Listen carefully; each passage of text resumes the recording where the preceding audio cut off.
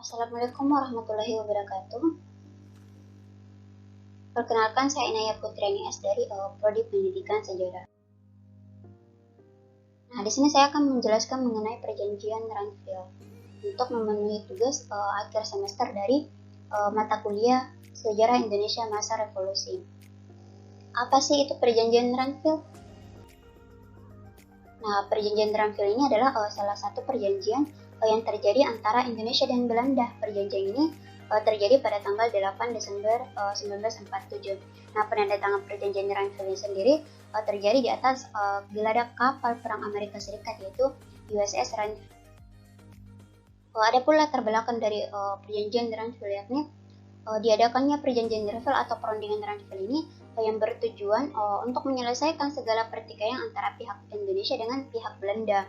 Nah, perundingan ini dilatar belakangi adanya peristiwa penyerangan Belanda terhadap Indonesia yang disebut sebagai agresi militer Belanda pertama yang jatuh pada tanggal 21 Juli 1947 sampai 4 Agustus 1947 di luar negeri dengan adanya peristiwa penyerangan yang dilakukan Belanda terhadap Indonesia sehingga menimbulkan reaksi keras.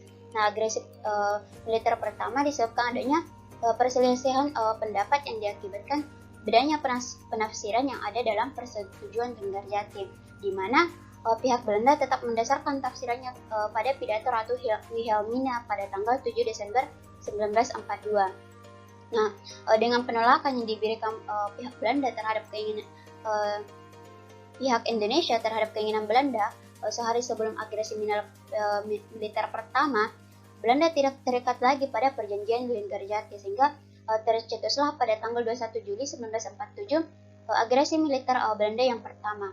Nah, perundingan pihak Belanda dan pihak Indonesia dimulai pada tanggal 8 Desember 1947 di atas kapal Ranville yang tengah berlabuh di Teluk Jakarta. Pada akhirnya, perjanjian Ranville ditandatangani pada tanggal 17 Januari 1948 dan disusul instruksi untuk menghentikan aksi tembak-menembak di tanggal 19 Januari 1948. Isi dari perjanjian Ranville ini adalah yang pertama, Belanda akan tetap berdaulat hingga terbentuknya RIS atau Republik Indonesia Serikat. Kemudian, yang kedua, RIS atau Republik Indonesia Serikat memiliki kedudukan sejajar dengan Uni Indonesia Belanda. Yang ketiga, Belanda dapat menyerahkan kekuasaannya ke pemerintah federal sementara sebelum RIS terbentuk. Yang keempat, negara Republik Indonesia akan menjadi bagian dari Republik Indonesia Serikat. Yang kelima, 6 bulan sampai 1 tahun akan diadakan pemilihan umum pemilu dalam pembentukan konstituan RIS. Yang keenam, yakni setiap tentara Indonesia yang berada di daerah pendudukan Belanda harus berpindah ke daerah Republik Indonesia. Nah, dampak dari adanya perjanjian Ranville ini yakni yang pertama, semakin menyempitnya wilayah Republik Indonesia karena sebagian wilayah Republik Indonesia telah dikuasai oleh pihak Belanda. Yang kedua, dengan timbulnya reaksi kekerasan sehingga mengakibatkan kabinet Amir Syarifuddin berakhir karena dianggap menjual negara terhadap Belanda. Yang ketiga,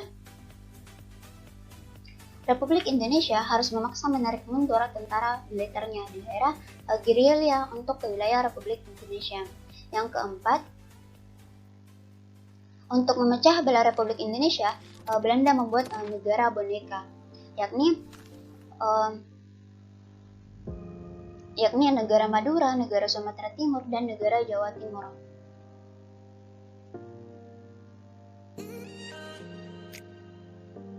Dibeladakannya perekonomian Indonesia secara ketat oleh Belanda.